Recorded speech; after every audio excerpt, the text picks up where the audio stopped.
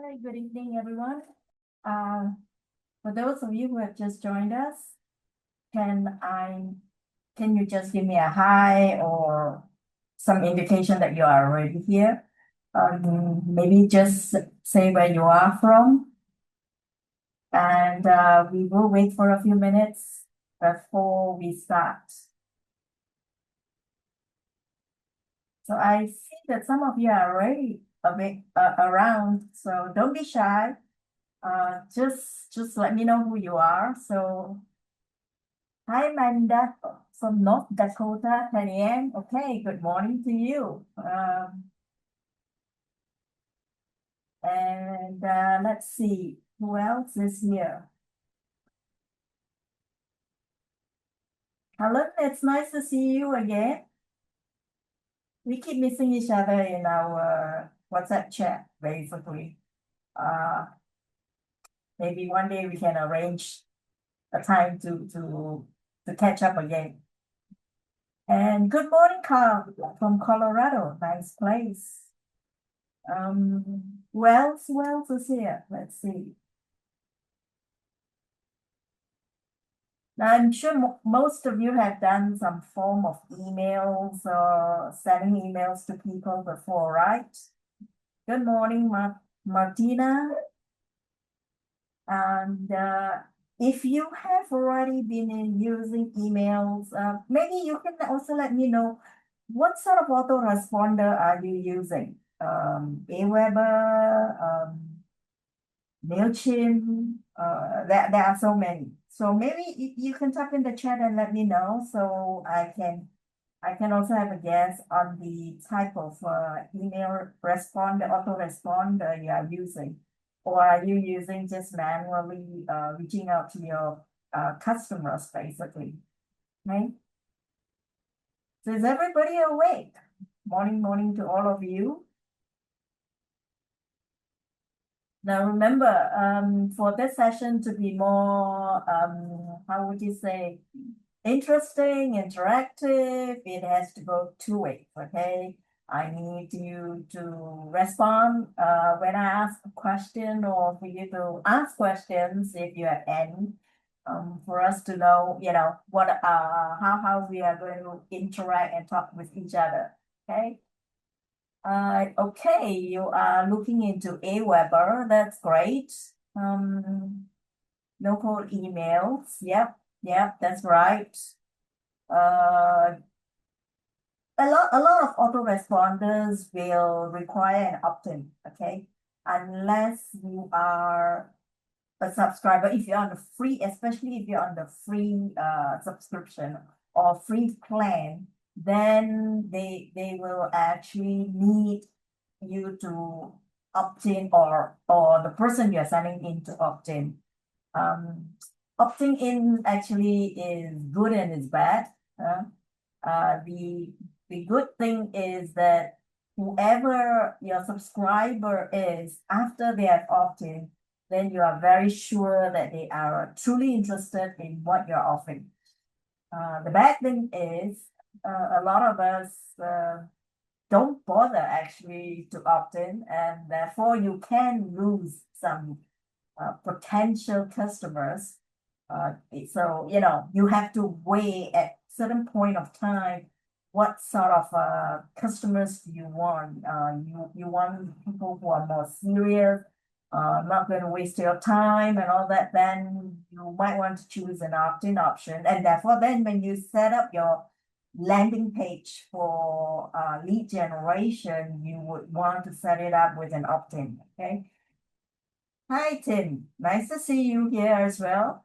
And if you don't like to, let's say, you're not really interested because you're just cold reaching out to people, and you want to make sure that you have as many people who so-called sign in as possible, then you don't use an opt-in and then you get all the emails, okay?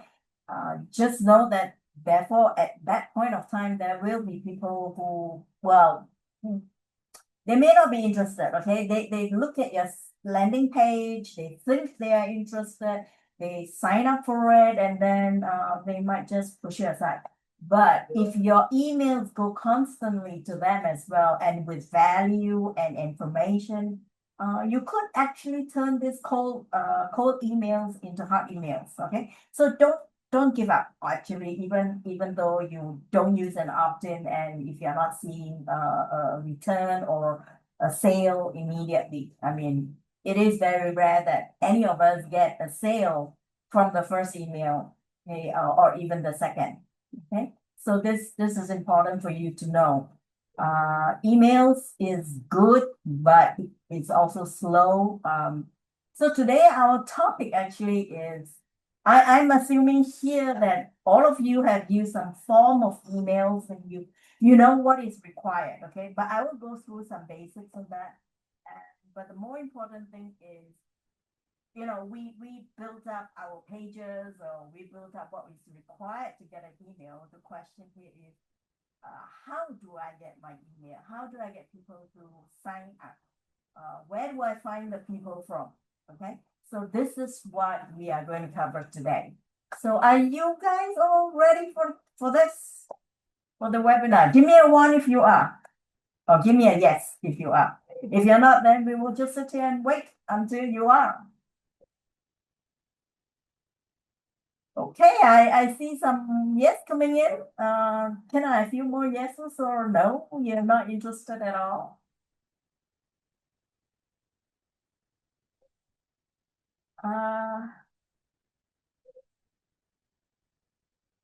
Okay, Jolene, you're not having it in a chat box, okay? Right, okay. Great to hear that you are. Aruna, I hope I'm saying that correctly. Greetings to you too, Luciana, Lituana. Okay, I may not be pronouncing it correctly. Okay, the audio gets a bit low when I am, let's see if I can adjust the audio. Are you, let me see, let me try my audio settings. Are you hearing me much better now, Carl? And everybody else, are you hearing me much better? Or is it still very low? Okay, that's great. So, okay, so since you're all ready, let me just share my screen.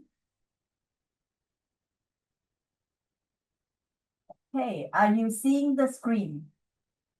Are you seeing my screen? I need to know that. Okay. So, like I said, today we will talk about not how to build your email, because I think all of you already know how to build your email. So the main thing here we want to look at how to build it faster than normal, okay? Because there are many ways. I mean, we are all prepared with our email swipes, and we've got the best swipes, especially now with ChatGPT helping us to build our swipes and all that.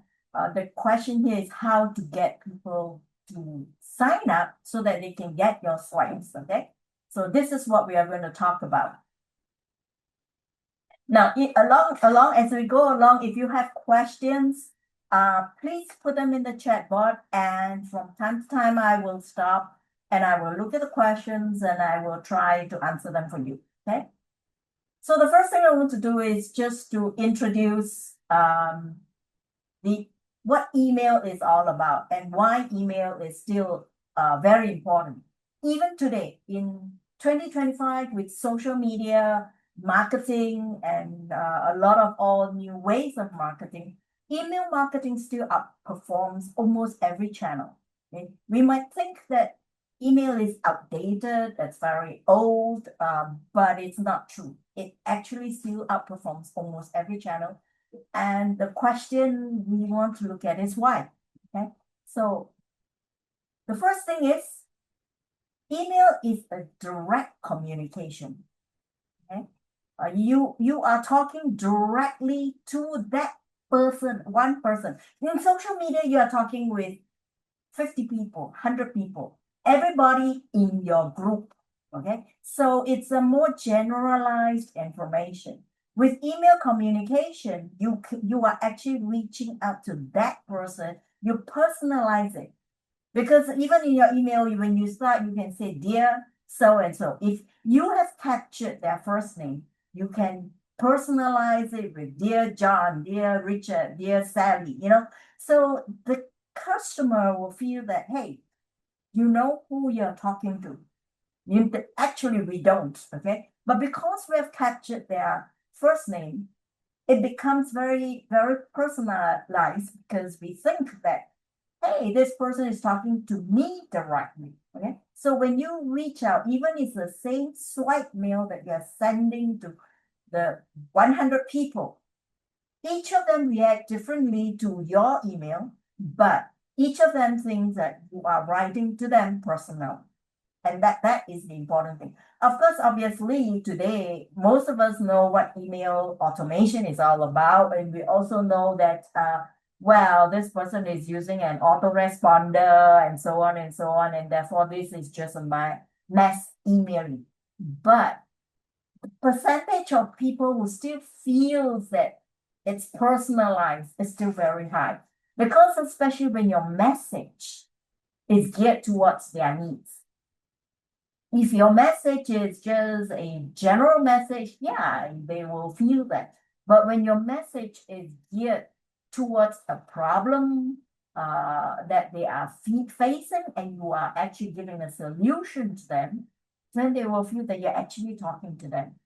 And then when they reach out to you, of course, when you then talk to them further from there, there they will see that, oh, hey, this person is not ignoring me. It's not just doing a normal mass mailing, but is talking with me. So it's this direct communication link that you have that brings makes emails very, very important. The other thing is ownership. Now, an email list is your own asset. Hi, Dana. Don't worry. Glad to see you here. Hi, Martina. The email list is yours. It's not somebody else's. Okay, it belongs to you.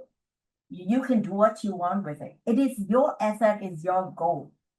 Everybody talks about email list being a gold mine for yourself. As you build more and more, that gold mine grows. Okay. When you start with 5 and you go to 10, 20, 50, 100, 1,000, that's all your emails. Now, how you want to deal with those emails is up to you, obviously. Okay. Now, the emails are not subject to any platform policies. It's not subject to algorithm changes. Unlike like social media, okay?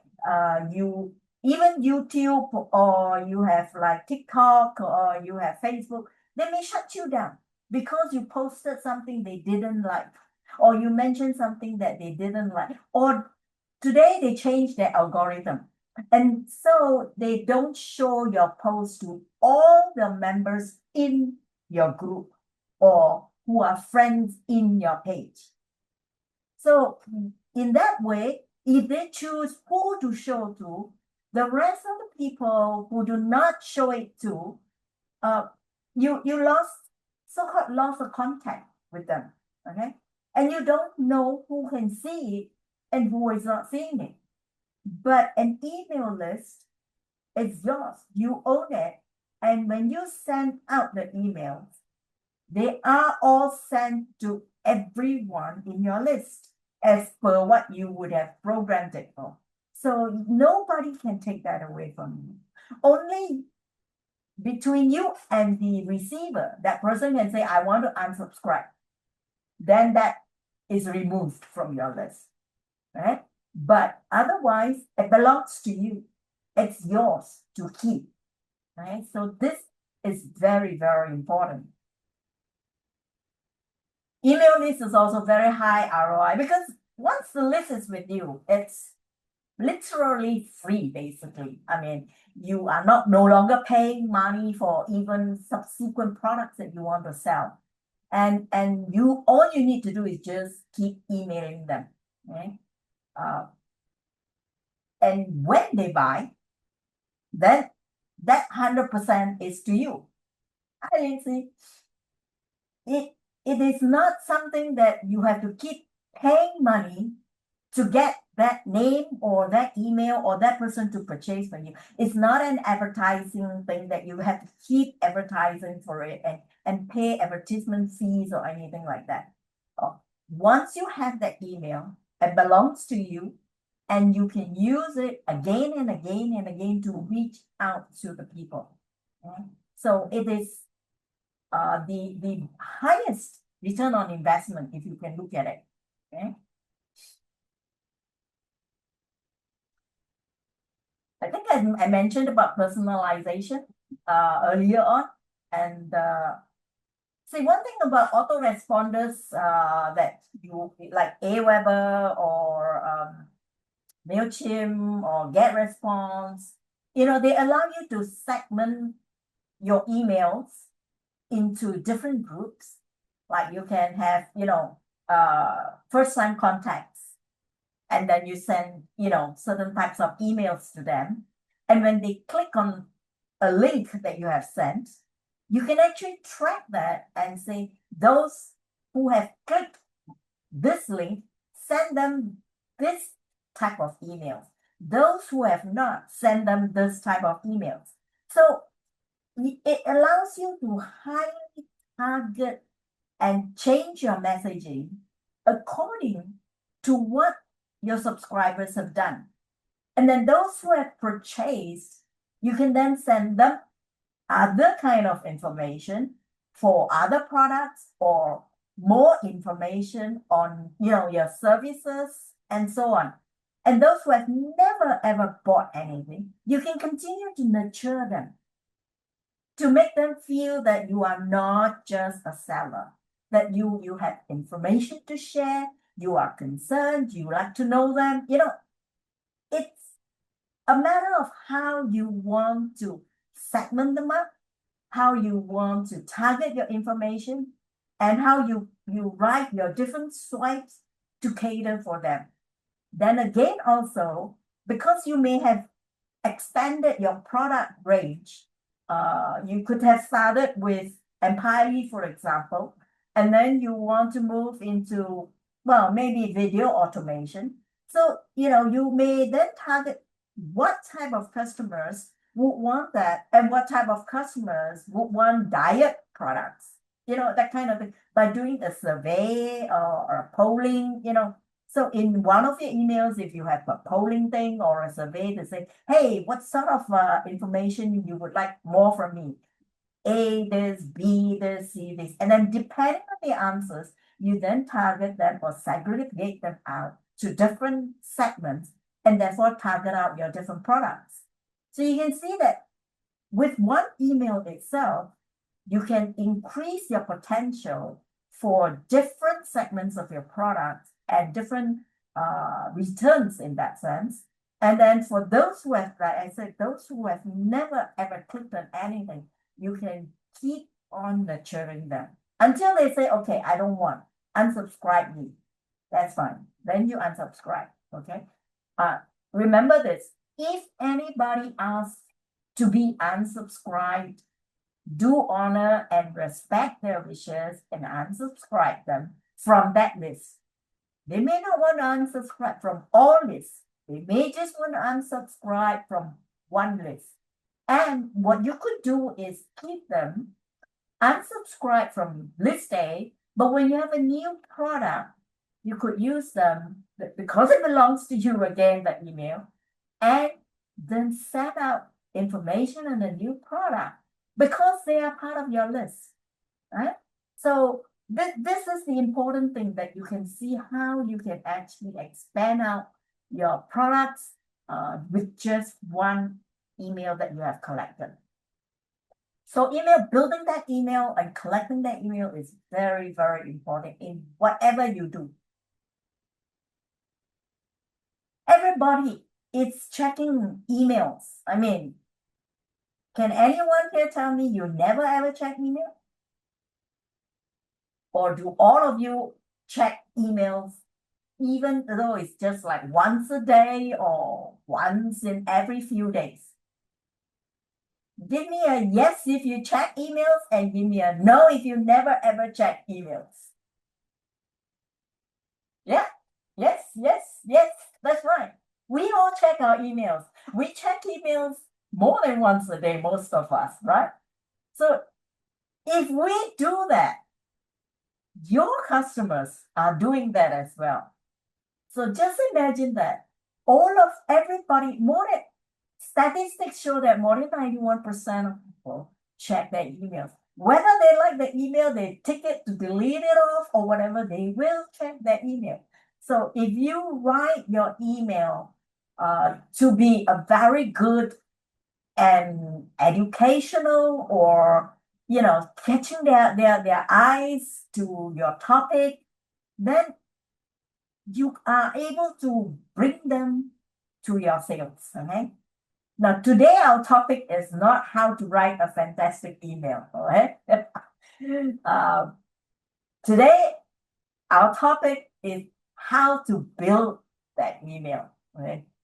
So I will not go into how you can get your email with the right title and the right content to address to people. Okay. But one thing I can tell you, if it's a new customer, if you have just got an email list, do not spam them immediately with a sales product.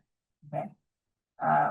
People turn away from emails that spam them.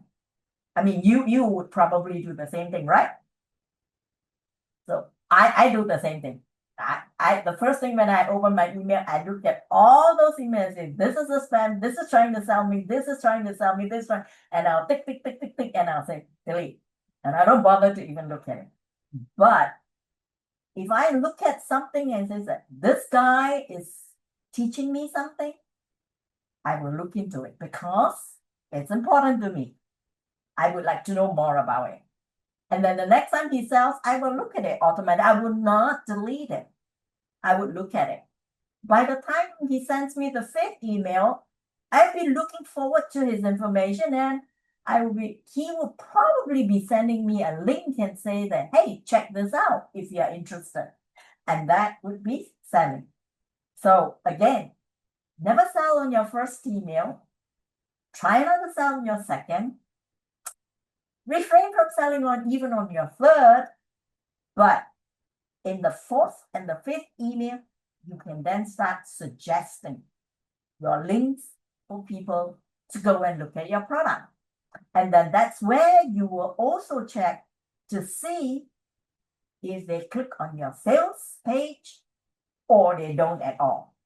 And then for those who don't, again, like I said, you then look at why they don't. You reach out. Your email should reach out and say, hey, I noticed that you have not taken a look at this. Maybe you have questions for me, things like that. Try to engage. Okay. Very, very important. Now, the very, very most important thing of why a person will give you that email is your lead magnet. You can create a lead generation page and say, give me your email. To me, I will be, what for? Why should I give you? But if you give me a valuable incentive offer, you give me something that makes me feel that, hey, I would like this. And okay, I don't mind giving you my email. Then yes, you have got that. Okay. So a lead magnet is extremely important. Right? Yes, Lindsay, it's like an ebook. There are many forms of lead magnets. Okay. But lead magnets are very, very important for your crucial rapid list growth. Okay. Without the lead magnet, you can I would say more than 90% people would not sign up and give you an email. Because to them, they find that why should I just give you my email so that you can spam me? You can just send me all kinds of information about products you sell. That I don't want that. But when you give me some value, and I think that value is valuable for me because it's going to solve my problem. Now that's important. Don't give me any ebooks. Give me something that will solve my problem. Then your lead magnet will grow, it will work, and your email list will grow. And that is very, very important. Right? So, what are popular lead magnets? Obviously, like we mentioned, it's ebooks, guides, mini course.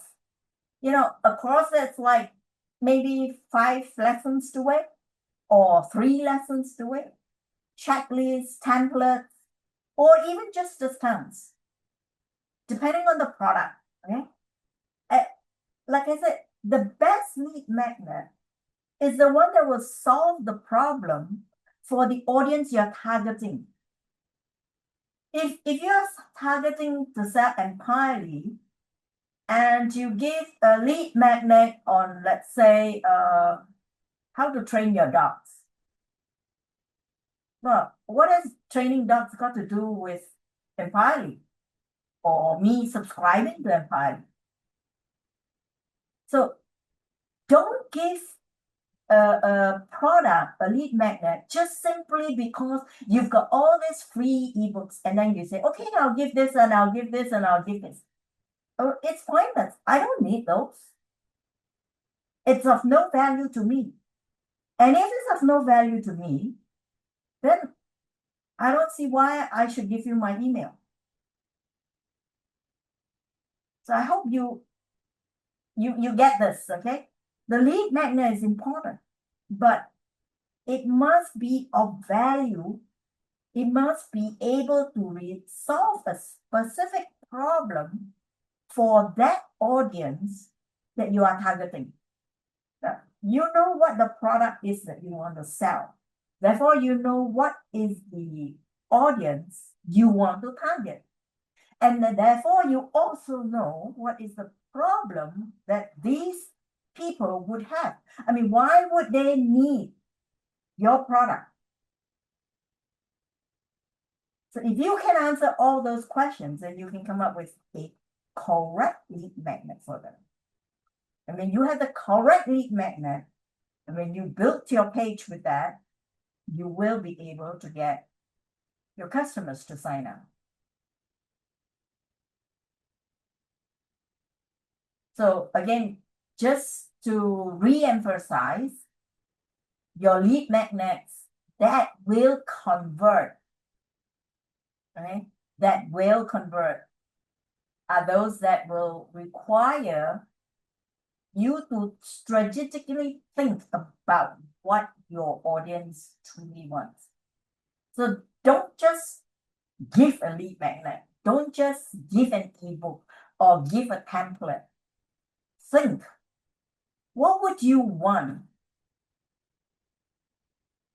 If you yourself says, well, if I have that, it's not going to work anyway. What is, it's not important.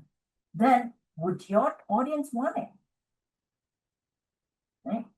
So think about it. If you feel that there is no value in it and it's not going to help you in your problem, and therefore it will not help your audience. So far, everybody get what I'm trying to say here? Can I have a yes or a no? Okay, good. Okay, so let's continue for that. Again, just to drive the point, focus on the outcome, not the format. Okay? Like I mentioned before, free ebook on marketing. That's not going to help me. Marketing is so big a topic. We think that, oh, I have this free ebook on sales or marketing on this, and I send it to you. Sign up with me and you will get this. But to me, so what's the point? But what's the point? It's not going to help me. Marketing is so many things. What area of marketing are you talking about? But if I say, if you sign up with me, I will give you 10 quick wins to double your sale. See the difference? See how you can, I mean, your content inside your ebook could be the same, but when you change the title of your ebook, yeah, and it then attracts the person who is thinking of giving you or not to give you that email. So it must be benefit driven. Okay? You must position it correctly. You don't just simply say, okay, sign up with me and you get this ebook, general ebook. No. If you are positioning for a particular product and you are positioning for people with a particular problem, give them an ebook or something that is going to assist them in that area. Okay? You're right, Patty. Generalization is not the answer. Nobody wants the what I call mass marketing solution anymore. People want targeted. You have to hit them where they want their problem is. And you want to say that I am here to solve your problem. Okay? I'm here to give you a solution, a possible solution that you can take. Take this, and if you see value from me, look at my next email and look at my next email. And then you'll be able to sell your product when you position it correctly. So some of the other things, I mean, ebooks is one thing, templates is another thing. It's like, if you have a recipe, I send you a recipe, okay? Versus I send you all the prepared ingredients, and all you have to do is just put them together and cook. It's much easier, right? Then I give you a recipe and I say, you go out and buy. Go and buy, go to the market, go to the shopping mall, go to the grocery store, go and look for this product, go and look for that product. But here I am, I give you all the ingredients. Now I say, just start up your stove, put all these things in, put the seasoning in, voila, you've got your food. So people are lazy, okay? Let's put it this way. Most of us are anyway. We like a solution that, it's not going to be so hard work. We want something that we can take, easy to use, immediate so-called. Of course, it's not going to be an immediate results in terms of digital marketing or affiliate marketing or something. But something that I can plug and play. I can use it easily over and over again to help me. Okay? Why is it that when you sign up for affiliate marketing, all those product people, I mean, entirely included, we give you ready to use swag files? Because we know we are all lazy people. We don't write emails. We are lazy to think about what to write. Now, with the ready to use swag files, what we now do is we take that, we put it to ChatGPT and say, give me a revised version of this, so that not everybody is sending the same thing. But ChatGPT does it so well. It's still time saver, isn't it? First of all, I don't have to think about, okay, my first email, what should I write? My second email, what should I write? So I just copy, paste, put it to ChatGPT. It gives me a new version. I like it. I don't like it. I ask it to tweak it, or I tweak it a bit manually myself. And then I take this and I put it in and I send out my email. So again, why people like all these things? Because it's time saving. Today, we all look at how to do less. No, not how to do less. How to do more in less time. Okay? And that is always very crucial with us because every one of us look at it and says, hey, I don't have enough time. Our biggest problem is always, I don't have enough time. So imagine your customers that you're selling to, they're going to say the same thing. I don't have enough time. So, but the moment you give them something, like even social media posts, I mean, for example, I will use Empire again as an example. We gave you some social media posts, and then the comments came back and can we have some images with it? Can we have the banners in graphic form? Well, that's it. Those are the things that people look at because I don't want to design the banner. I don't want to design the image for the social post. Can you give it to me? And then I'll just post. Or I take the image and I ask for some modifications with AI software and then I post. Notion templates, it's like I think in Empire we have one of them as well. It's templates that help you. It's like your calendar, and it helps you organize your work. I think it's called Taskly in Empire. So Notion is another software. It allows you to create templates, and Notion is a very, very popular software actually for using this. And people create templates and sell them. So you could create templates for people to upload because you can have a free account on Notion as well.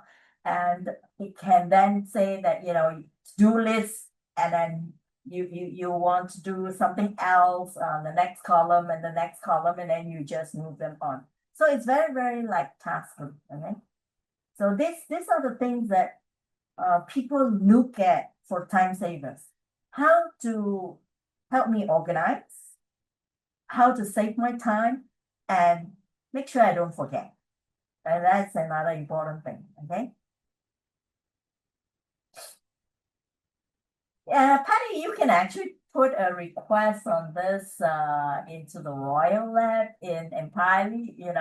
I mean, Taskly has some good features, but yeah, they don't allow you to create templates where you can share with people. And if you can, that again helps you to sell entirely actually because you can say, hey, if you sign up and be a subscriber, I will give you these templates. So yeah, that's a good thing that you can put it into entirely as a request. Okay. So like I said again just now, match your lead magnet to the content, okay? For example, if you have a blog and email strategy, offer an email checklist. Not generic, okay? The keyword must match. So your lead magnet must match to what you are trying to sell, what you're trying to ask people to want to buy, basically, okay? So if you give something that's totally out of relevance, people don't see that value in it, okay? So you're then targeting the wrong people, you're targeting the wrong product. Okay? So once you have your lead magnet, you have decided what's your lead magnet. Well, the next thing is to your landing page, okay, to get that lead generation. And this is not a sales page, okay? This is a lead generation page. So it must be very, very laser focused, not generic, not open-minded, okay? Because you want one action. And what's the action? You want your email. You want people to sign up for the email, okay? So it must be a very clear headline, visual that people can see immediately. It reinforces your offer. Simple form. Don't ask for too many things. Don't ask for give me a reason, give me a description, give me remarks or whatever. No, you don't need it. What you need a name. It can be just first name. Don't need first name, last name, just first name is fine. Don't ask for addresses. Don't ask for telephone number. Unless you want to go onto marketing via with like WhatsApp, or I'm not sure whether Line is popular in your countries. stuff like that. If you're not doing any of those, then don't ask for phone number, because people feel phone number is still considered very personal, highly personal, and people don't like mass marketing on using phones. Okay, so don't ask for phone numbers in a generic landing page. Basically, you can ask for phone numbers at a much later time. For example, when you want to sell a coaching course, then you may, and it would highly be recommended for you at that point of time that the customer should give you a phone number, so that you can send them messages reminding them of the coaching course, reminding them of what they have done, and so on and so on. Okay, so that is important. Okay, it's good if you have social proof. Put some, and don't put like 5 pages of social proof either. You know, your page on the landing page should not be something I have to scroll multiple pages. The best is just one page, one speed that I can see everything. The most is I scroll a little, but not keep scrolling and scrolling and scrolling. Okay, before I get to the part where you're gonna ask me, give me your email. That is we're not selling at this point. That multiple pages thing, or multiple scrolling of the screen, okay, it's only good when you are doing a sales page. When you are doing a lead generation page, be very, very clear what you want, be quick about it. So, very clear headline. Example, tired of wasting time on ineffective strategies? Get our proven framework for free. Hey, or save 10 hours per week with our free toolkit. Give me your email. I'll send you that. So that is the important thing, is be very, very specific. No navigation menus, no distractions, no all kinds of messages.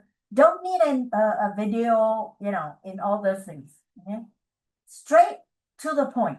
Okay? Very, very focused. You want an email.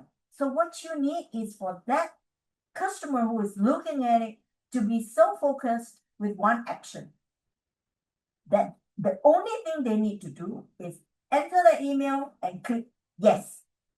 I want whatever you are offering. And that's it. Once you have that email, you can do anything and everything.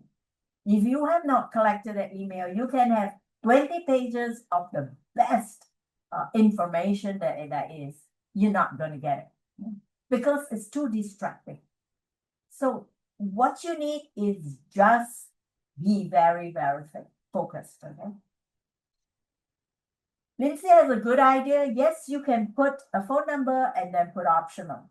Okay, so if a person feels like giving it to you, they can give it to you. If they don't, then don't. Okay. One thing you might want to consider is, so that you don't get, robots keying in and, jamming up your email list with all kinds of wrong data, spammy emails and all that. You might want to have the authorization, like, nowadays you see this proof that you are human, that kind of thing. Something like that. That is okay, because people understand that, okay, so that it's not a robot that you are, those kind of spammy robots that's going to scan your page and start giving you all those spammy emails and then cluttering up your system. You don't want that to clutter your back end as well. Okay, so putting that is a good practice as well. Okay, and if you want a opt-in to be more secure, then once you collect your email, get your autoresponder to send them the confirmation page. So first the opt-in page, then a confirmation page, if you need it. Okay, if you don't want to do that, just a opt-in page. If you want to link your opt-in page to your sales page, then obviously is your opt-in page, thank you page, and then your sales page. Okay. Again, the important thing is your email that you want to get. Are we clear so far? Give me a yes or a no. So I know that I'm still on the right track for all of you. Hey, hey, that's good to see that it's all clear. Yeah, okay.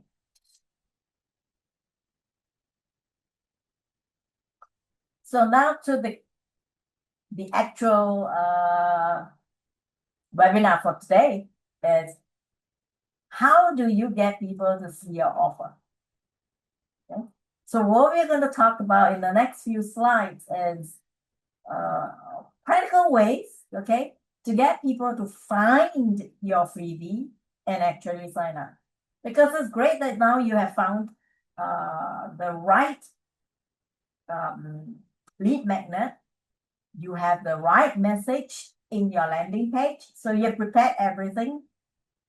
So now is how do you deliver it out there where people can find you or find your page and sign up. So that is the important one that we want to talk about. So the first way is by social media blitz. Okay. Social media is, we all know it's very, very important today. It's all over the place. Everybody has used some form of social media in one way or another. Social media changes their way of getting to people, their algorithms and stuff like that. But at the end of the day, they still get people to engage. Okay? The issue with social media also is that if you every day populate your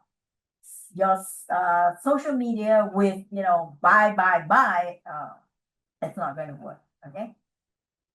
And again, people need to be reminded. Like emails, people need to be reminded. Okay. So posting once is not enough, but posting 3 times a day can also be a bit too much. Okay.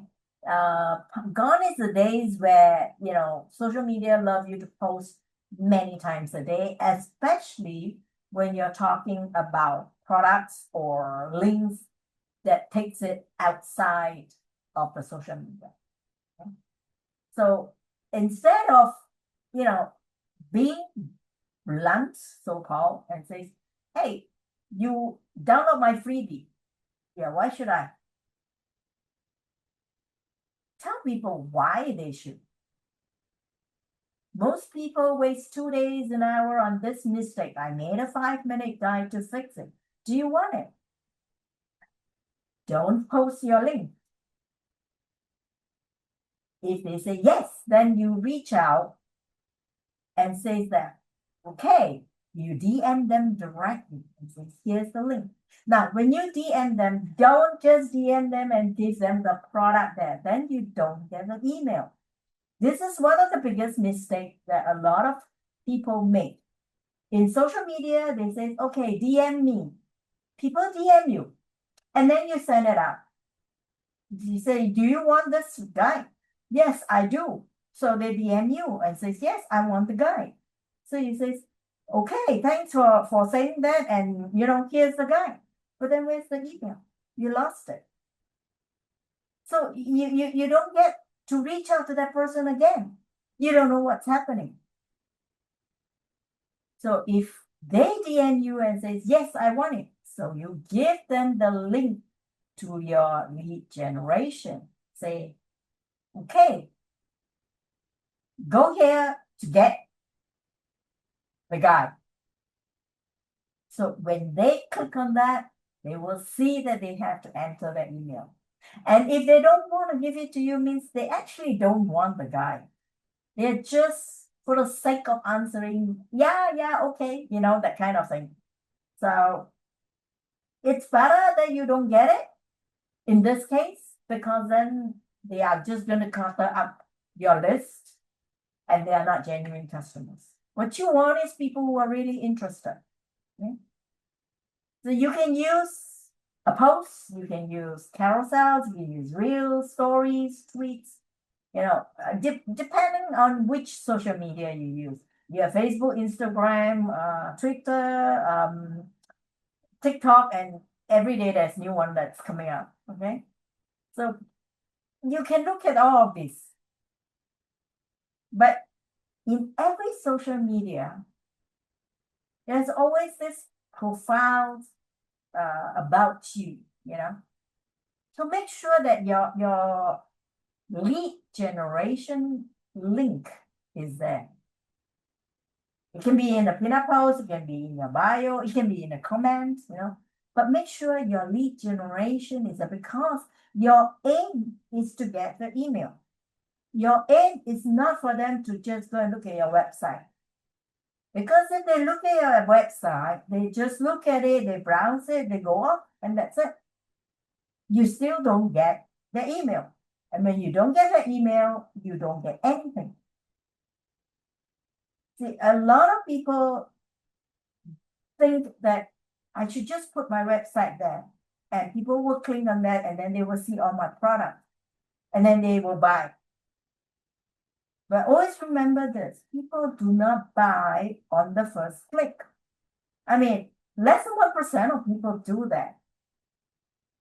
So how do they come back to see your website again? They might have forgotten about it. They might have moved on and then said, oh, the other day I saw something, but I can't remember where I found. It's okay. And especially if it's an affiliate product and they remember the name of the product, they do a search in the Google search or whatever, then tons of other people who are also selling the same product comes up. They click on one of them, you lose the sale as well. So your main thing is to get that email. And to do that, your profile URL that you want to put it in your about or your bio should be a link to that lead generation where you want them to enter their email. So far, so good. Can I get some response from anyone?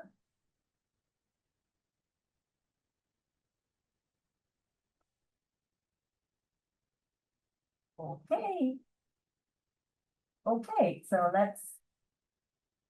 then the next way, obviously, social media is free, okay? So the next way is paid ads, but well, maybe with what we call micro budgets, because we don't have very, very big budgets, okay? We don't want to spend actually a big budget to grow immediately very, very fast because it can go out of control basically. So what we want is steadily, to get people to sign up and that we can manage and we can tweak even our emails and how we approach the people that is signing up correctly. Okay. So you can spend like $5 or $10 if you have the budget, but a small amount. Okay.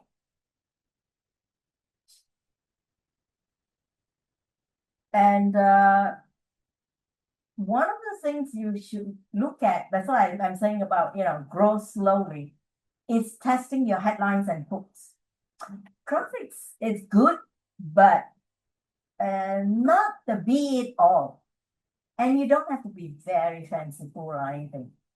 But your headlines and your hooks in your ad is the one that will actually catch the attention of the person and making sure whether the person will click or not click. Example, steal my template that got me 10 clients in 30 days. Or if you are into different kind of like diets, okay, or something like that, get my plan, that help me reduce X kilo in or X pound in how many days. Simple plan. Don't have to be a full-page. And then when they get it and they are interested and they see something and they see some results, then they will be interested to get more information from you. And even if they don't see results, with your emails telling them where they can go wrong, or just following ABC may not get you the answer, and why, will help them understand more about what you are trying to offer. So when you create that ad, do 2 or 3 variations and then see which one gets you the best number of leads, which is your CPAs, your clicks, and so on. And then only with the winner, the one that actually you see giving you a lot of leads and clicks and emails, you can scale that ad. Don't scale all in one go, okay? So you position it to try 3 different ads, for example, okay? And don't just try for one day and say, I'm going to cancel it, okay? It doesn't work that way. When you want to look at what we call the AB rule, basically, which is doing better, you have to run for a certain period of time, okay? Yeah, and then the ones that's totally not performing, just cancel it. Yeah. Don't bother to even put any more budget on it, because if it's not giving you any returns, what's the point of running that? Okay? So tweak your headlines and your hooks as well.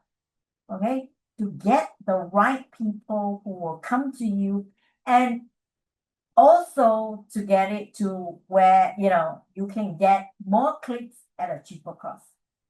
So you have to look at that. Like if you are doing FB or Google Ads or Microsoft Ads, they have all those statistics for you to look at.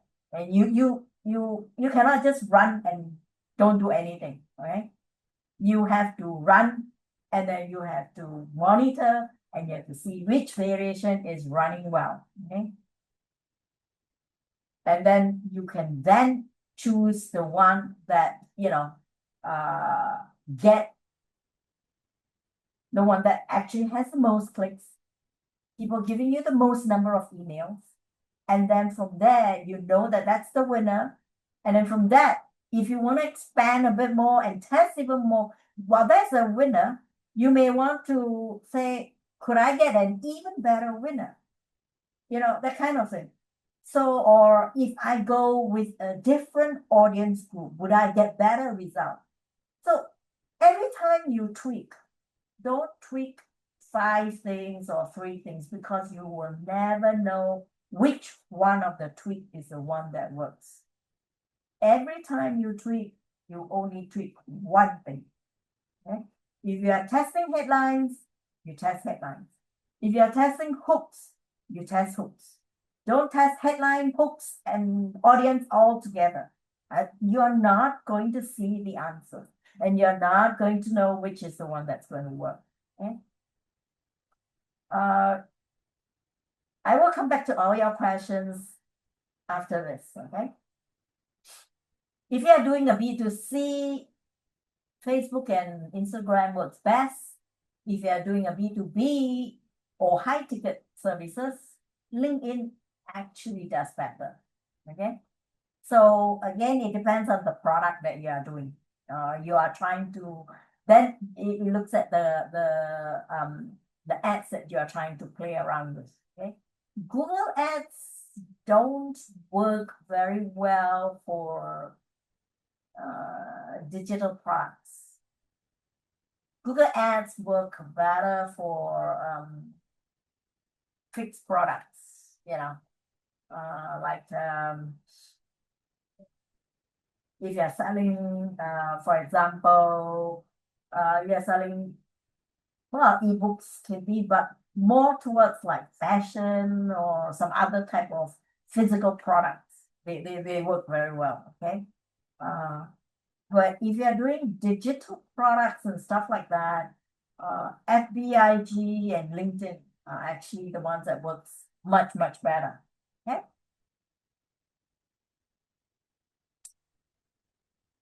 one thing that most of us don't really use, but if we do, some of us are not doing it correctly. Actually, communities are very, very important. Communities is basically groups, okay? And groups can be whether it's in Facebook, school, or Facebook is the biggest one, I think, in groups basically. And groups actually are very good is because everybody who join that group, I mean, when you join a group, it's because you have interest in whatever that group product is about or discussion is about, right? So this is where you look at as your ideal subscribers are going to be in. But be very, very careful because while groups are great, if you use it wrongly, you can be banned by the admin of the group, okay? And also, morally, it's wrong if you try to steal the subscribers of the group to you, okay? Let me see how I can put this. If you join a public group, okay, that shares information, like for example, if you are in EV cars and you join an EV, let's say your EV car is Tesla, you join an EV group there, okay. Now that group is a public group, and those people who join are people who all have Tesla cars, EV cars. And if you show up there and you are genuinely helpful to people who are asking questions of, okay, where would I get what kind of stations or best app for charging station or this and that, is it better to charge at home or, that kind of thing. If you share the kind of insights, you're genuinely helpful, people will be very, very grateful, basically. And they would then look at you and say that, hey, this is a person who genuinely wants to help. At a point of time where you want to say, hey, I made a video or I made a checklist on how to improve my performance on this. I'm happy to share with you if anyone wants. This at that point, people would look at you as, and even the admin will look at you as you are genuinely helpful. You are not trying to do anything funny, and therefore, when you want to help them out, hey, it's more information about the product, basically, right? And then you can, when you get them on your list, basically, you can target them for your other products. But then, of course, if you are EV car, then, it will probably be something in that range. For example, if you are a reseller for a home charger, for EV cars, you could then put your list in basically and say, hey, when they come to you and have signed up, and then you could tell them more about this home installed EV charger that you are doing, and if they're interested to buy or whatever that is, or insurance on EV cars and stuff like that, right? So that is the important thing. But if you are signing up to a group which is a closed group, that means, for example, a product where the person, the admin, is the owner of the product, then, I mean, you could still be genuinely helpful in answering all the questions of the different products or giving suggestions how to improve and all that, okay? But be very careful in how you make your posts, because if you try to, I would say, steal the spotlight, you can get shut down because the sellers of the product may not like it. So just remember this. Go onto groups where you can see that they are open, and there are some groups who says you can sell your product here. Then that's obviously not a problem at all, okay? But there are groups where you cannot. They will tell you that, okay? Do not do this and do not do that. Then make sure you understand that and you do not violate the rules, because once you do it, you will be banned from the group, right? So that is also very important, okay? So what you want when you join a group is position yourself as a problem solver, not a spammer. Not somebody who just wants to spam or make a suggestion for the sake of making a suggestion, okay? Sometimes people do motivational posts in other people's group. Well, we think that that's great, but it's not, you're not solving anybody's problem per se, okay? It's just a motivational post. You know? If you do it too often, it can also be looked at as a nuisance. But if you do it correctly, at the correct kind of time difference, then that can be acceptable, right? So be very, very careful on this, right? We need to, and then you can be a physical group that you hang out with, in your own community, in your own town, and there you can also, again, always have this thing. I want to help. Be helpful, and then you will be able to get them to come to you, to trust you, because that's the important thing. Okay? Once they trust you, they will sign up with you. Nobody signs up with anybody whom they don't feel they can get value from. Right? I will give you my email if I can get something back of value to me. I won't give you an email for no reason, because why would I want my email box to be spammed? It's already spammed enough by, all kinds of people. So why would I just simply give my email? Always think about that, right? So always look at yourself, position yourself in communities as a problem solver, not a spammer. Then you will get your emails. And this is a very, very ideal area and quick area where you can actually build your list fast.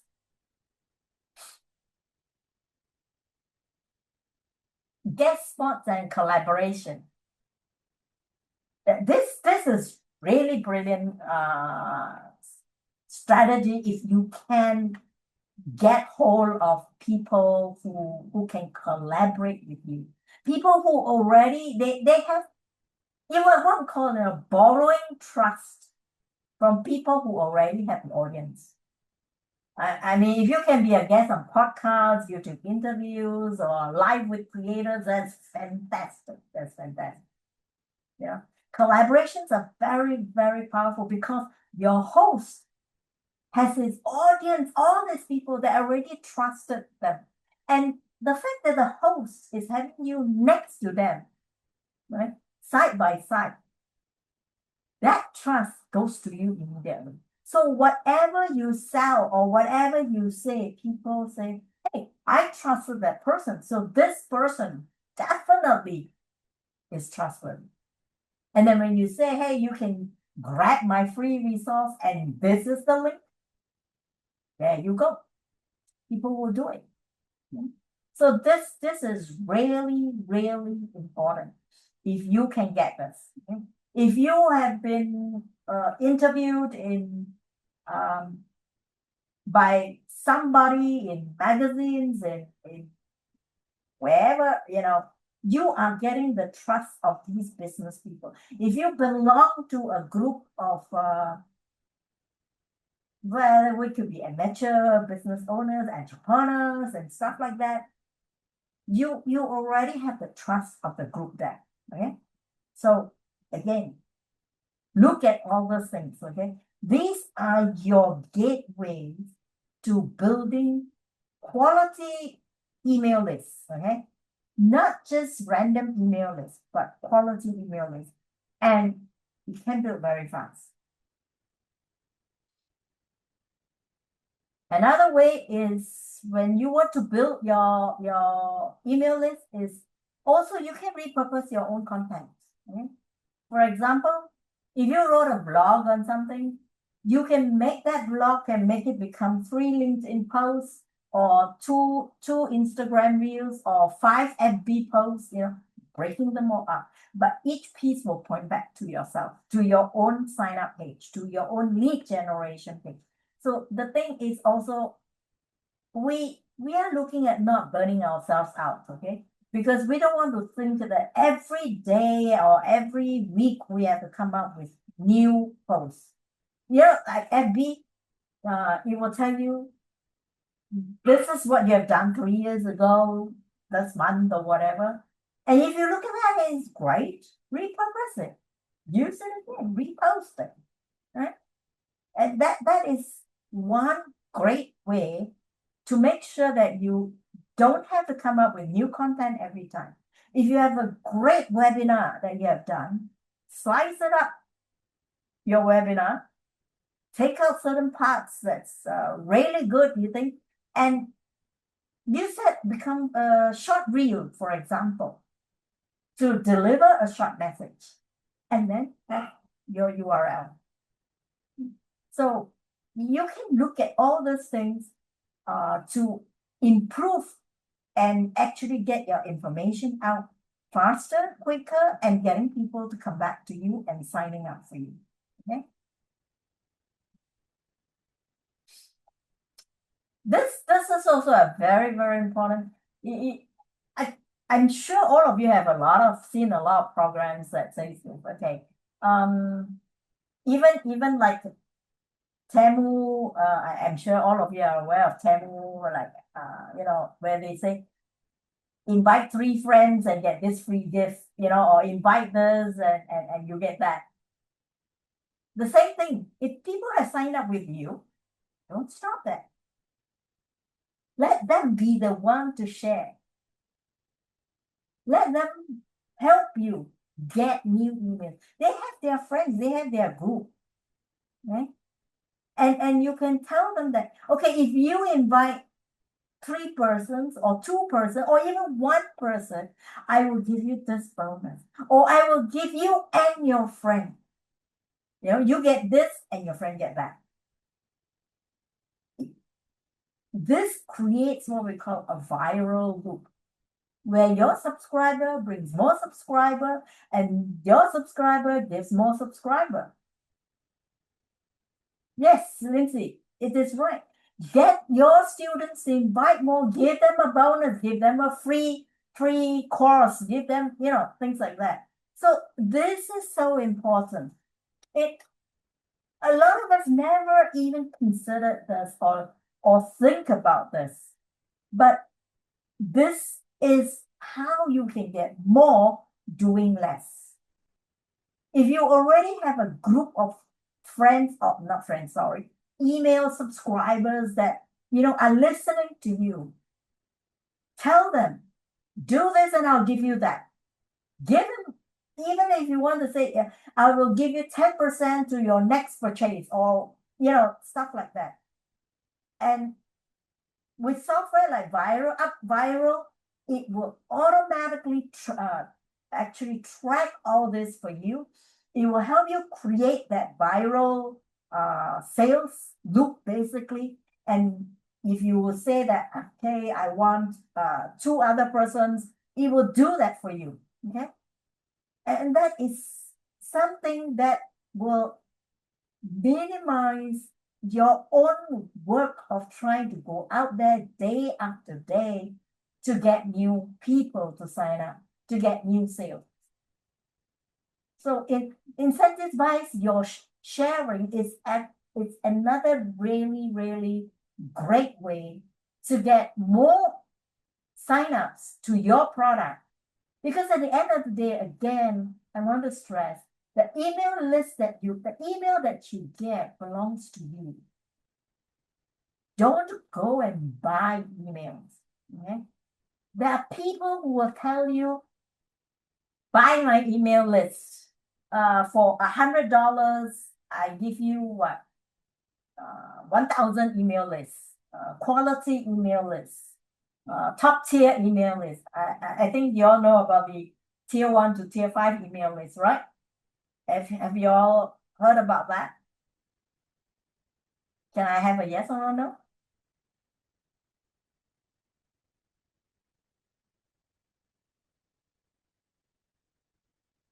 Okay. Well, email lists. People trying to sell you email lists and they say we are tier 1 or tier 2 or tier 3. Yeah. Okay. Okay, some of you have heard and some of you have not. Okay. What happens with an email list that you purchase? Tier 1, obviously everybody knows if you want to buy, you have to buy a tier 1 because tier 1 is supposed to be English speaking, it's supposed to be US customer based, it's supposed to be people who will buy. But I will tell you, 99% of people who buy email lists get ripped off at the end of the day. Why? Very easy. I can give you a tier 1, okay? English speaking, people who are supposedly from US. That's not difficult. People who have bought things. Again, that's not difficult. But are they the right audience for you, for your products? That's the problem. That's the biggest question. Yes, they are not your target audience. So you are paying thinking that they would be, but they are not. That's the first thing. The second thing is what we call fresh are they? Are these emails a 1-month-old email, which means people who recently signed up, to the email list basically, or these people, how did they get that email? Or are these emails 5 years ago emails and they are no longer using that email or they are not interested in your products anymore or they've moved on. They are cold emails. So you're putting in money for that $100. You think, oh, only $100, I get what, 1,000 emails? Oh, it's cheap. It's not expensive. Some of them, when they tell you they are selling it to you, but it's still $100 that you have wasted. If you had used $100 to do all these things that I've just mentioned, even to do your paid ads with your micro budgeting, you would get better quality emails that you are targeting, that you want, because they are the audience you are targeting, not somebody else's audience. It's very important on that. Okay. One other thing that you can do is what I call a quick giveaway hack. Now, giveaways do work, when we give away something, people always like it, Tell me if you don't like any giveaway or any free gifts. Do you guys like giveaways and people want to give you?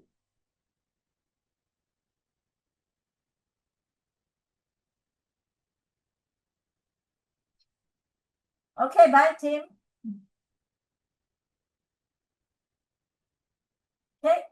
And anybody who does not like giveaways?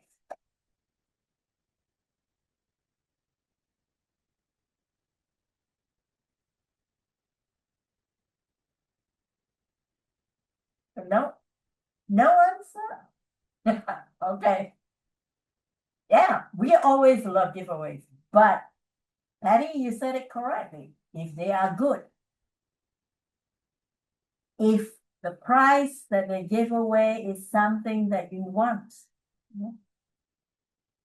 So, example, if you are trying to sell a fitness program and you say giveaway is an iPad, no matter that the iPad is fantastic, but hey, I don't need the iPad. But if the giveaway was a resist spam or a free coaching session, that would bring up your audience, your target audience to sign up with you. Yeah? So that is where you look at that giveaway must be specific to your niche that you want to sell to your product. But also for giveaways, you want to create an urgency. Only the next 5 persons will get it. Only this week. Yeah. Don't have a giveaway that is forever. I mean, at the back of us, we are doing forever. But in your landing page, in your lead generation page, don't say that, without a deadline. Say it with a deadline.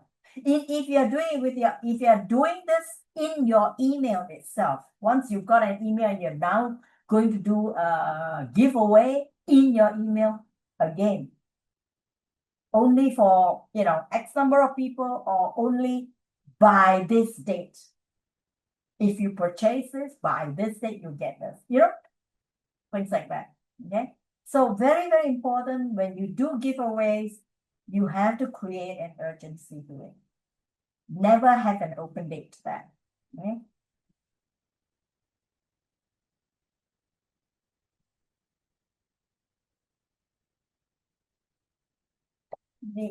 The last thing I want to say is your link. Put it everywhere. Put it in your email. Put it in your email signature. Put it in your social media. Put it everywhere. Make it visible. Make it somewhere where people, when they reach you or when they search for you, they can see it. They can interact with it. They can click on it. They don't have to search forever for it. It's visible easily. So when and if you are doing YouTube, put it in your description, put it in your pinned comments, just put it everywhere. That way, you know that, you can have everything made easy for people and you are welcoming them. Your door is open to them at all times. Your link is everywhere. Okay? Very, very important. Because these are very passive. Because this in your email signature, in your video descriptions, in your bios and all that. It's not something you tell people, go click my bio, go click my bio, that kind of thing. You don't have to. But it's there. They already know where to look.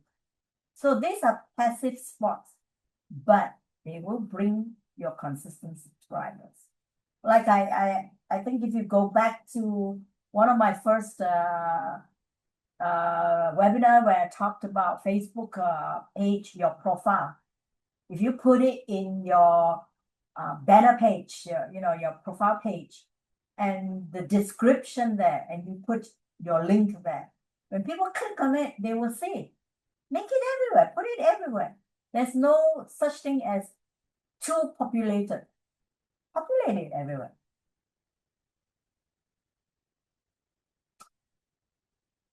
And so, with everything that I've just covered, obviously you have to have an action plan. There are many things I've covered, okay? A few, all the different ways of how you can actually build your email list fast. One main thing is don't try to do everything in one go because you will burn out. Yeah. So just choose, if you're doing social media, choose 1 or 2 channels, basically. Like you can do ads in the social media, or you can do 2 social media, stuff like that. Right? Don't try to do social media, ads, giveaway, groups, and everything in one go, okay?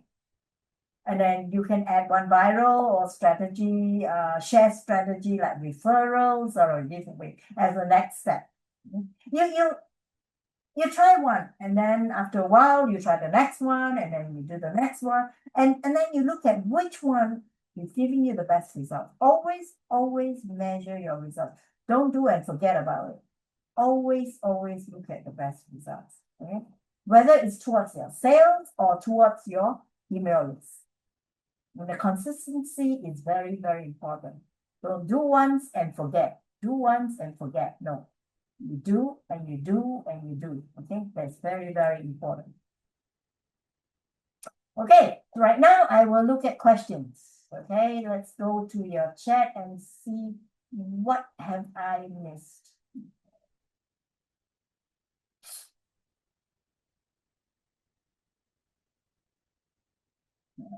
Let's see.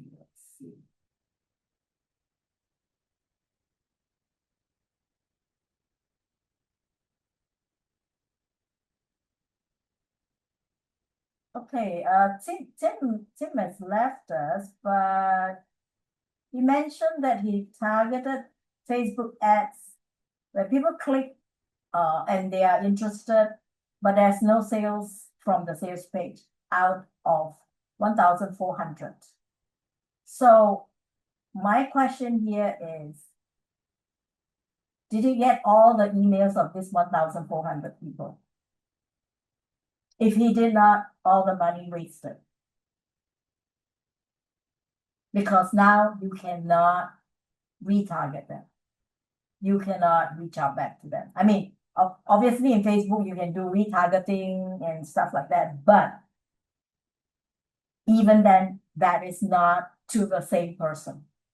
So if you are doing a Facebook ad directly even to sales, my question here to you is, did you actually collect the emails?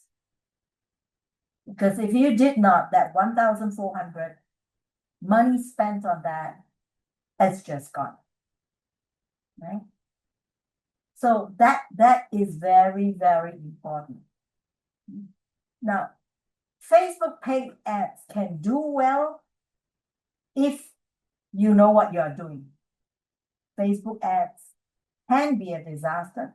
Also, Facebook can shut down if you are not doing it correctly. And once Facebook shut down your account, it is, I would say, less than 1% you can ever recover that account. So be very careful about that. Okay? And once the account is shut down, Facebook almost never ever allow you to reopen that account basically. Okay, so you always have to start creating a new profile, a new account, and start fresh again.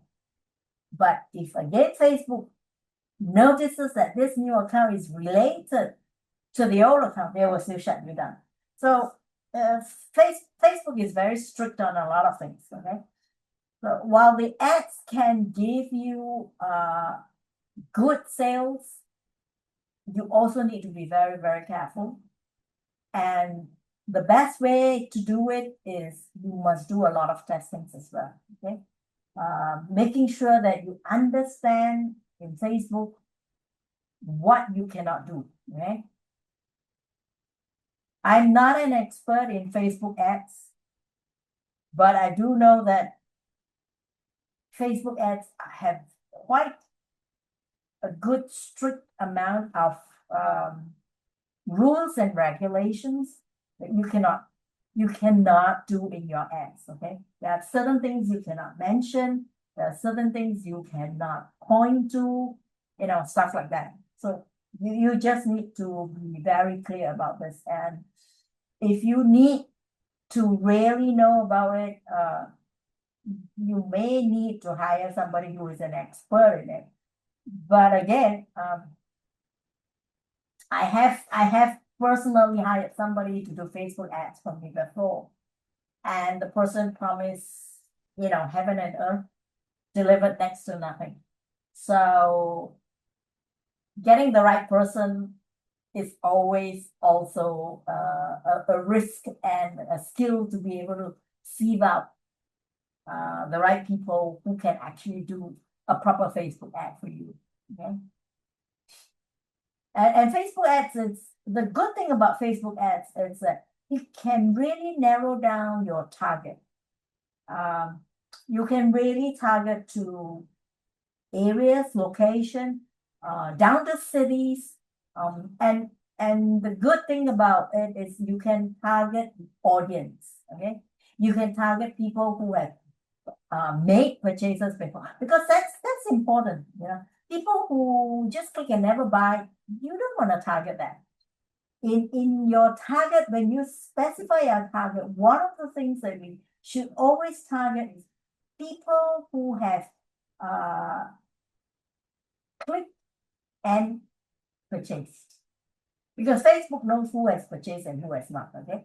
So when you take that as one of your audience group, okay, then it will narrow down. Now, remember that in Facebook, when you choose the audience and you set up all those things, it's not trying to target for 50,000 people. That's too big a group. Okay? You need to narrow down. Of course, you're not going to narrow down to like 500 people because that's too narrow. But you don't want to target to 50,000 or even 10,000 people.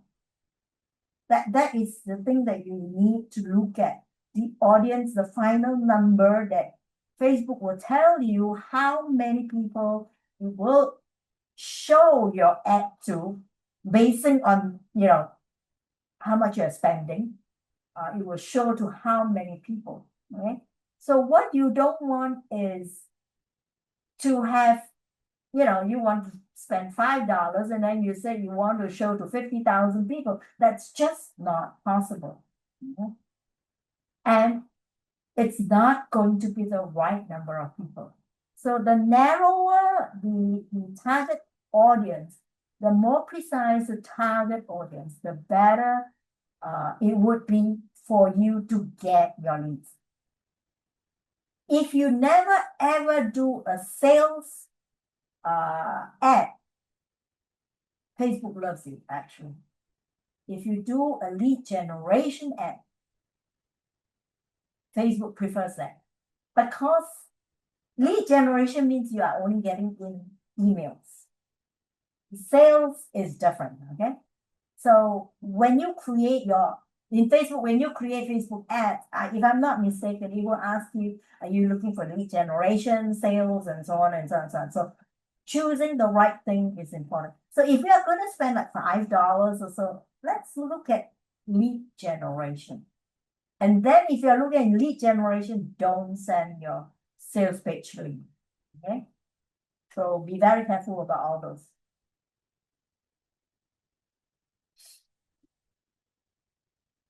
Do we use Facebook or Google Analytics, Colin?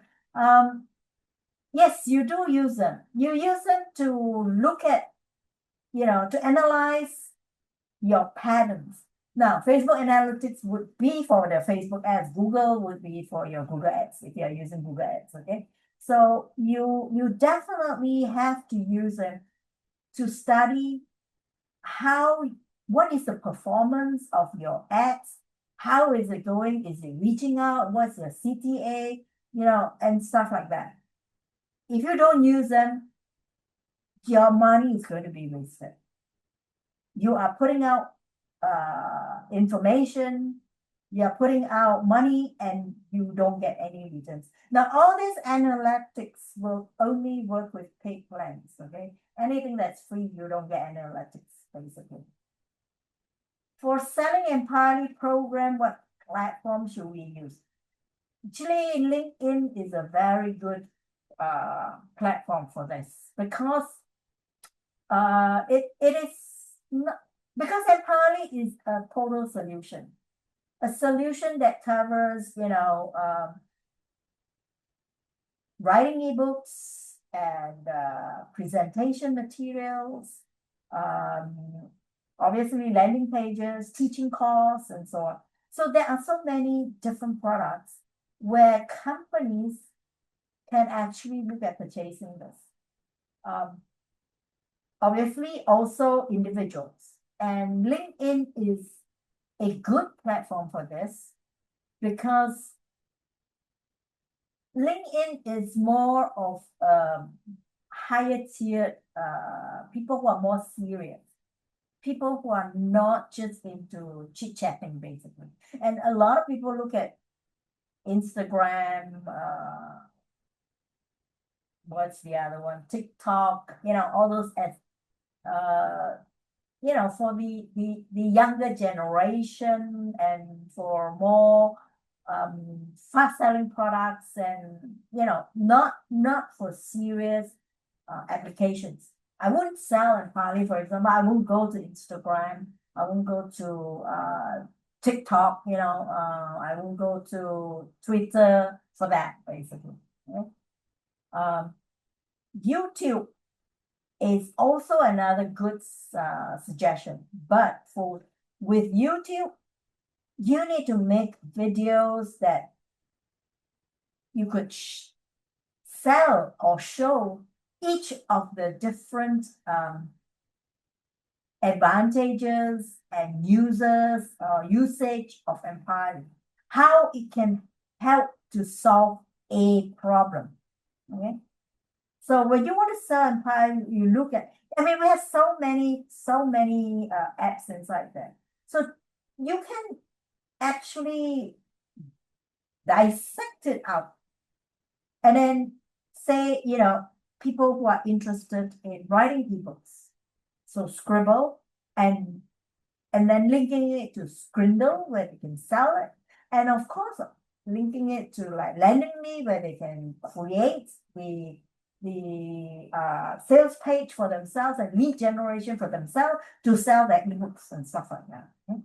So think about who you want to actually market it to. You want to market it to a person who just wants to write ebooks, to sell the ebooks in Amazon, their ebooks basically, or you want to market it to somebody who wants to develop manuals, or write documents and stuff like that. That could be a different group of people, right? So these are all the different things that you have to look at.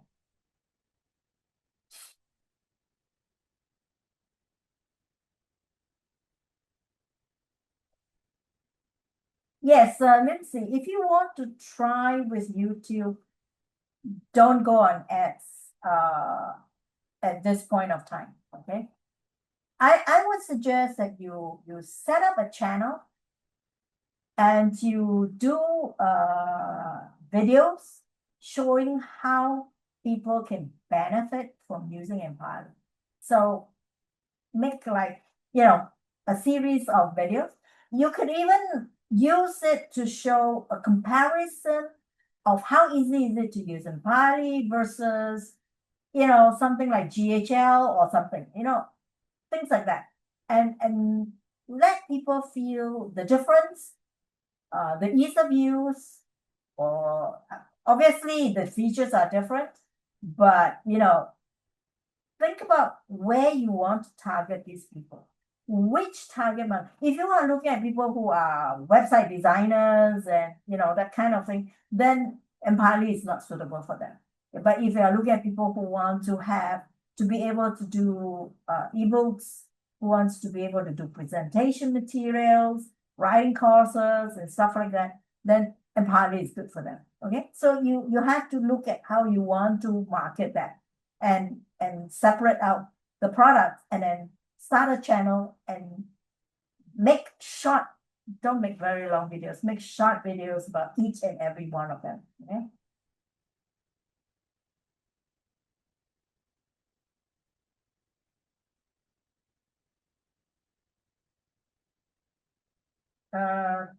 Tim, when you're getting old, when you're trying to sell your body and end up paying them. Okay.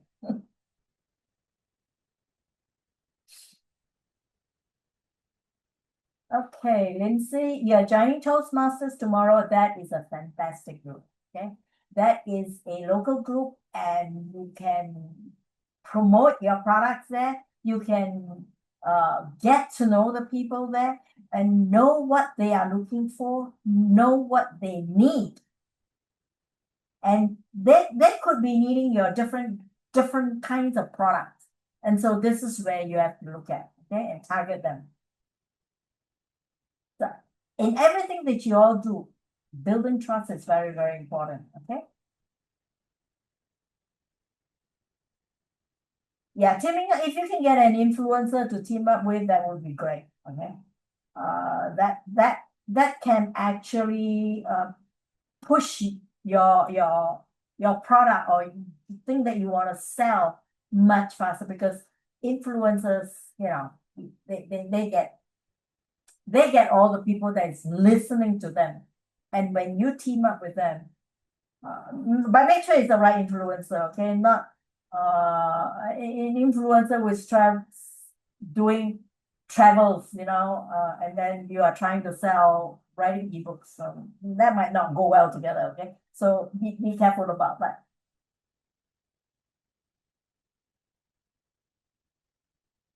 Yeah, Dinah, you have a good idea there to share. Yes. Bold journey. Yeah. Okay. Yeah. Again, yeah. Magazines and you have seen online. Yeah. Focuses on business, women in business owners and stuff like that. Yeah. Repurpose all your content. Yeah. And yeah, let's say you already have your students that you are actually doing your courses with invite, get them to invite more, get them to invite, and give them a discount, okay, for your next course, stuff like, or give them, if they invite X number of people, they get your next course for free, stuff like that. That is so, actually, that will be so good, actually, because if they need your next course, let's say, for example, they sign up for your basic course and then you have an advanced course, they will look forward to going for your advanced course. And if they can get it free, why not? And all they have to do is invite three of their friends to actually come for your basic course. So you, at the end of the day, you earn.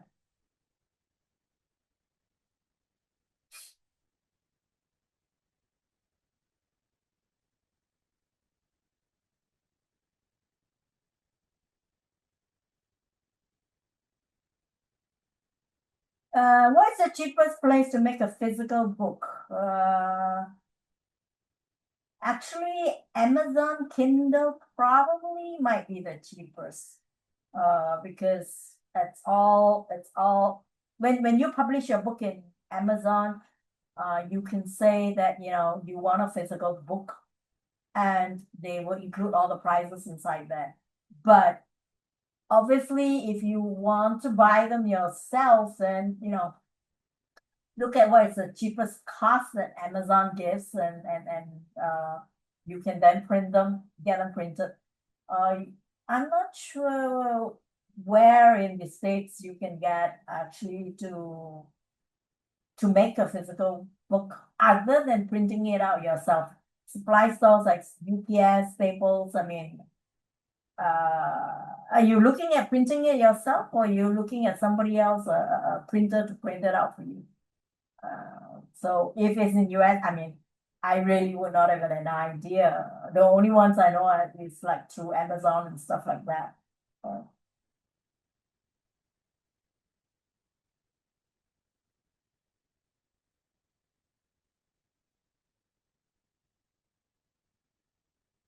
uh, hey, I think Lindsay Cullen and is talking about Amazon POD platform as well.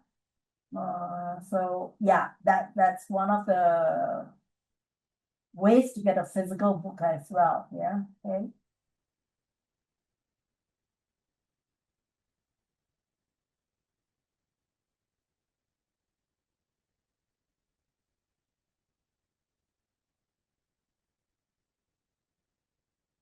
Okay. Is there any other questions that I can answer? I think did I miss anybody's questions or anything like that?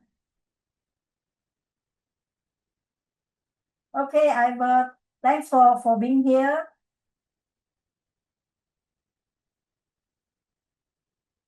Cullen, you print 10,000 book runs, initial cost is out of the pocket until you sell. Okay. Amazon POD cost you no money. Oh, that's nice. That's nice. So when you sell, yeah, yeah, Amazon print on demand, yeah, probably yes. When you sell the book, it's when you pay, I think. Yeah. You don't ship. I think Amazon ships it for you, basically. So everything is in the cost on from Amazon. Yeah.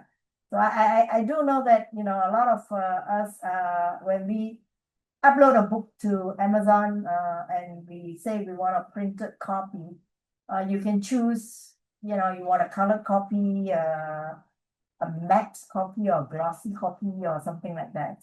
So that is what Amazon can do, and then it's when you pay, you so-called pay, you buy the book, and well, obviously that's when you pay the Amazon POD cost. Yeah. Any other questions?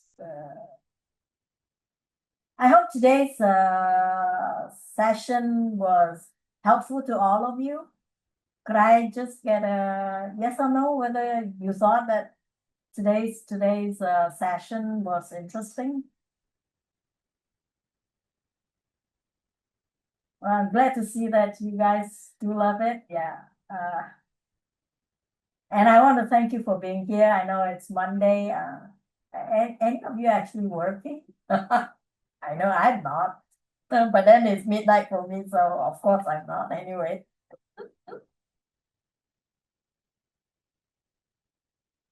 Okay, if there's nothing else, then I'm going to call it a night.